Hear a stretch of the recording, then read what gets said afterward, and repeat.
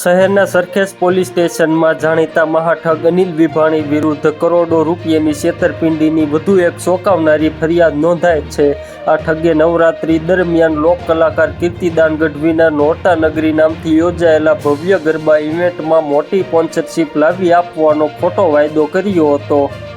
આ બહાને તેણે આયોજકો પાસેથી ₹1.5 કરોડની કિંમતના VIP પાસ મેળવી લીધા હતા, પરંતુ સ્પોન્સરશિપના નાણાં ન ચૂકવીને કુલ ₹4.75 કરોડની મહાઠગાઈ આચરી હતી.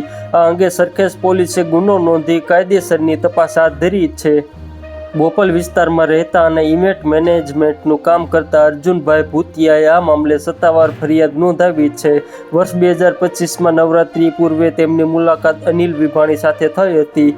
અનિલે પોતે મોટી ઇવેન્ટ કરતો હોવાની મોટી વાતો કરી અર્જુનભાઈને લાલચ આપી હતી.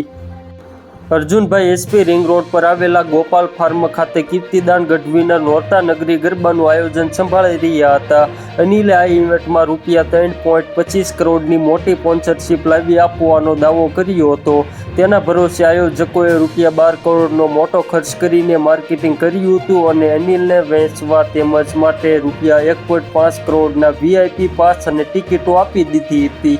તો મિત્રો, હાલ માટે એટલું જ. ફરી મળીએ નવી અપડેટ અને નવા સમાચાર સાથે. તે પહેલાં ખાસ કરીને વિડીયોને એક લાઇક અને RTV ગુજરાતી ન્યૂઝ YouTube ચેનલને ખાસ કરીને સબસ્ક્રાઈબ કરવાનું ભૂલતા નહીં મિત્રો.